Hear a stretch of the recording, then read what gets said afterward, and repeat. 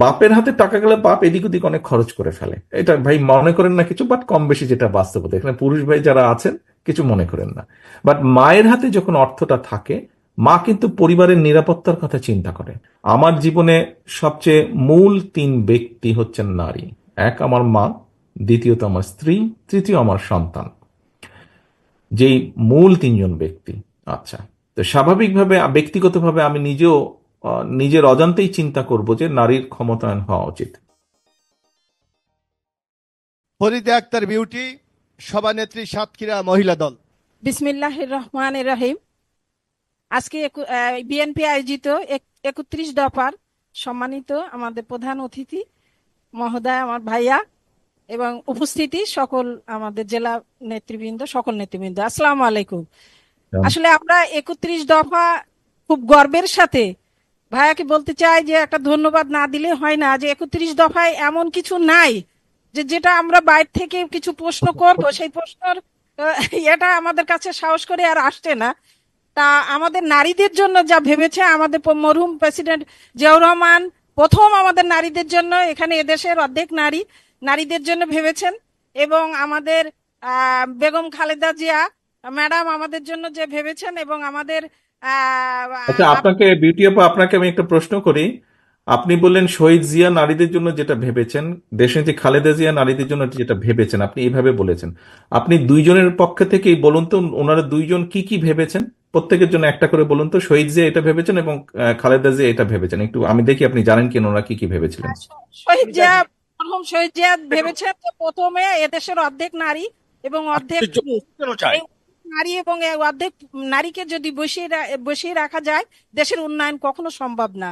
তাই পুরুষদের পাশাপাশি তাদেরকে শিক্ষায়, তাদেরকে কর্মসংস্থান, তাদেরকে সব বিষয়ে তাদের অধিকার দিয়ে এগিয়ে নিয়ে আসা। আর আমাদের ম্যাডামের তো সেইটা এসে বাস্তবায়ন করেছে। সমস্ত চাকরি, শিক্ষা এবং সমস্ত শিক্ষায় আপনার ওই আরেকটু নির্দিষ্ট করে বলুন, দয়া করে আরেকটু নির্দিষ্ট করে বলুন। শিক্ষার ক্ষেত্রে অবৈতনিক করেছেন এবং ফ্রি। কোন ক্লাস পর্যন্ত ডিগ্রি আপনাকে পর্যন্ত নারী হিসেবে জানা উচিত? ফ্রি ছিলেন। আগে ইন্টারমিডিয়েট ছিল, তারপরে ডিগ্রি পর্যন্ত উনি ফ্রি করেছিলেন। এবং এই ম্যাডামের জন্য আজকে আমাদের দেখেন, পুলিশ বাহিনী, যত বাহিনী আছে, যেখানে যাই আছে, আমাদের নারীরা সেখানে স্থান পেয়েছে। পুলিশ বাহিনীতে যে পুলিশ দেখছেন, এটা কিন্তু শহীদ জিয়া ইন্ট্রোডিউস করেছেন। ওখান থেকে আসা। কিন্তু এখন আমরা দেখছি যে আমরা নারী ক্ষমতায়ন, এখানে যদি আমরা একটু জেন্ডার ব্যালেন্স বলি ভাইয়া, যে নারী পুরুষের মানে নারী পুরুষ জেন্ডার ব্যালেন্স একসাথে একটু এগিয়ে যাওয়া, লিডারশিপ এখানে যদি একটু জেন্ডার ব্যালেন্স করা যায়, তাহলে। আর একটা যদি প্রশ্ন, আপনার কি প্রস্তাবনা আছে ব্যালেন্সটা করার জন্য? এক্ষেত্রে আপনার কোনো প্রস্তাবনা আছে? আমাদের যেমন একটু আইন সহায়তা, আমাদের নারীরা যে আইন পায়, যে আইনগুলো আছে আমাদের জন্য, দেখেন অনেক এই নারী নির্যাতন, বাল্য বিবাহ বা পাচার, বিভিন্ন রকম যে আইনগুলো আমাদের আছে, এটা এত বেশি লেন্দি আইনি প্রয়োগ করা হয় যে 20 বছর 10 বছর এরকম চলে যায়। যদি আমরা চিন্তা করি, আমরা অনেক কথা উঠান বৈঠকে বলছি, যদি আইনের সহায়তাটা যদি আমরা বলতে পারি, আপনি যদি একটু দেন। আর আমাদের সম্পত্তিটা, আমাদের নারীদের সম্পত্তিটা আমরা যদি তাদের অধিকারটা ফিরাই দিতে পারি সহজভাবে, তাহলে সম্পত্তিটা মানে আমি বুঝিনি। আমরা যেমন আমরা বাপের বাড়ির দিক থেকে একটা অংশ পাই এবং শ্বশুর বাড়ির দিক থেকেও একটা অংশ পাই। এই অংশটা আমাদের যে কোনো বাহানায় করে আমাদের এটাকে দেয়া হয় না। এইটা যদি আমরা সহজভাবে আইনি প্রক্রিয়ায় আমরা যদি তাদের পাশে যে আইনটা দিতে পারি, তাহলে নারীদেরকে আরো এগিয়ে নিতে পারবো ভাইয়া। থ্যাংক ইউ, ধন্যবাদ। আপনার পারিবারিক আইন সম্বন্ধে বলছে মনে হয় না, 1961 সালে পারিবারিক আইন।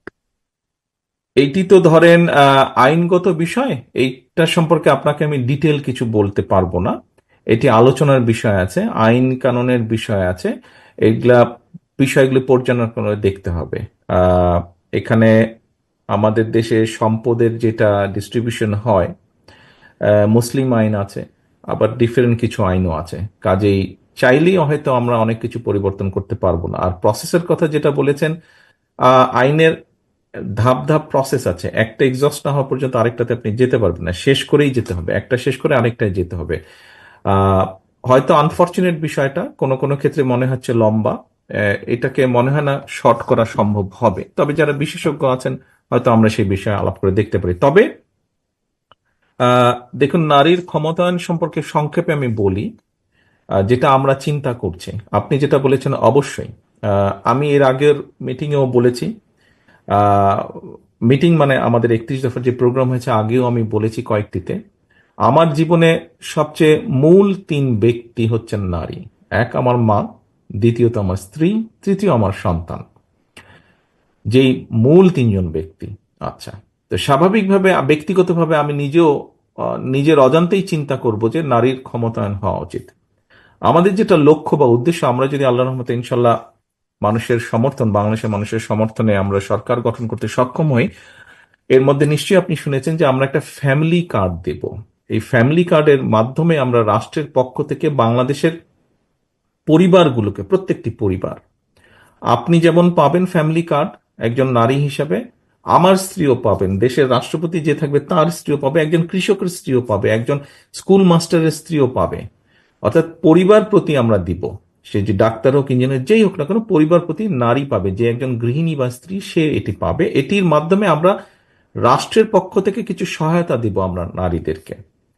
আমরা যেটা মনে করি, আমি ব্যক্তিগতভাবে যেটা বিশ্বাস করি, দেখুন, একজন নারী যখন এই কার্ডটা অধিকারী হবে, এই কার্ডটা তার নামে থাকবে এবং সেখান থেকে রাষ্ট্রের পক্ষ থেকে তাকে কিছু সহযোগিতা করা হবে।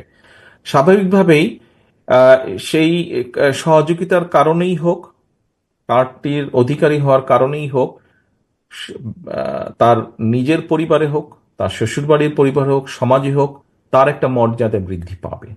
যেহেতু এই যে সহযোগিতাটা আসবে রাষ্ট্রের পক্ষ থেকে, এই সহযোগিতার কারণে তার হাতে কিছু অর্থ ধীরে ধীরে ধীরে ধীরে একটা সঞ্চয় হবে, তার সঞ্চয়টা বাড়বে। এবং এই সঞ্চয়টা আমরা বিশ্বাস করি যে এই যে তার হাতে যে সঞ্চয়টা হবে, এই কার্ড থেকে তার হাতে যে সঞ্চয়টা, অর্থ সঞ্চয়টা হবে, এই সঞ্চয়টা সে মূলত 2-3টা কাজে ব্যয় করবে। প্রথম ব্যয় করবে সে তার সন্তানদের লেখাপড়া এবং তার সন্তানদের স্বাস্থ্যের জন্য। ফলে কি হচ্ছে, মা যখন, যেমন আমরা সকলে বক্তৃতার মঞ্চে একটা কথা বলি যে নেপোলিয়ন বলেছিল, আমাকে একজন শিক্ষিত মা দাও, আমি শিক্ষিত জাতি দিব। কাজেই মা যখন সলভেন্ট থাকবে, তার যখন একটা অর্থনৈতিক শক্তি থাকবে, সে প্রথম নজর দিবে তার সন্তানদের শিক্ষা এবং স্বাস্থ্যের ক্ষেত্রে। ফলে আজকে না হলেও 10 বছর পরে আমরা একটা শিক্ষিত জাতি পাবো এবং একটা সুস্থ জাতি পাবো। শিক্ষিত এবং সুস্থ জাতি পেলে আপনি সেই জাতিকে যে কোনোভাবে দুনিয়াতে একটা মর্যাদাশীল জাতি হিসাবে গড়ে তুলতে পারবেন। এটি গেল একটা। দ্বিতীয় হচ্ছে যে, বাপের হাতে টাকা গেলে বাপ এদিক ওদিক অনেক খরচ করে ফেলে। এটা ভাই মনে করেন না কিছু, বাট কম বেশি যেটা বাস্তবতা, এখানে পুরুষ ভাই যারা আছেন কিছু মনে করেন না। বাট মায়ের হাতে যখন অর্থটা থাকে, মা কিন্তু পরিবারের নিরাপত্তার কথা চিন্তা করে। আমরা ধরে নিচ্ছি যে তার হাতে যখন, সে যেমন তার সন্তানদের লেখাপড়া এবং পরিবারের স্বাস্থ্যের বিষয়ে নজর থাকবে, একইভাবে তার যতটুকু অর্থ সেটা সে চেষ্টা করবে এমন কোন একটা জায়গায় বিনিয়োগ করার জন্য যেখান থেকে আহ, পরিবারের একটা সিকিউরিটি এনশিওর্ড হয়, পরিবারের একটা নিরাপত্তা, অর্থনৈতিক নিরাপত্তা এনশিওর হয়।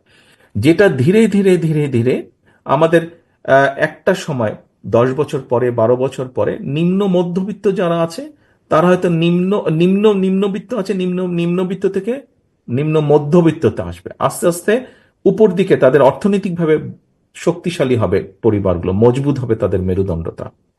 আপনারা নিশ্চয়ই খেয়াল করেছেন, আমি বিভিন্ন সময় বক্তব্যে বলেছি যে আমাদের দেশের মানুষকে যদি মুক্তি দিতে হয়, দুটো বিষয় আমাদেরকে অবশ্যই এনশিওর করতে হবে। একটা হচ্ছে তাদের রাজনৈতিক অধিকার, অর্থাৎ ভোটের অধিকার, কথা বলার অধিকার রাজনৈতিকভাবে, এবং একই সাথে সমাজের বা দেশের সব শ্রেণীর মানুষের অর্থনৈতিক মুক্তি ব্যবস্থা করতে হবে। অর্থাৎ অর্থনৈতিকভাবে যাতে একটি পরিবার, মানুষগুলো যাতে মোটামুটিভাবে সোজা হয়ে দাঁড়াতে পারে।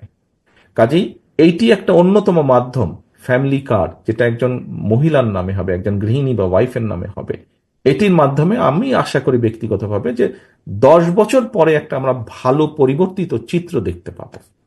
আপনি কি আমার পুরো কথা বুঝতে পেরেছেন? এখানে বিশেষ করে যারা মহিলা নেতৃবৃন্দ আছেন, আপনারা কি আমার পুরো বিষয়টা বুঝতে পেরেছেন আমি যা বলেছি? ওকে, ধন্যবাদ।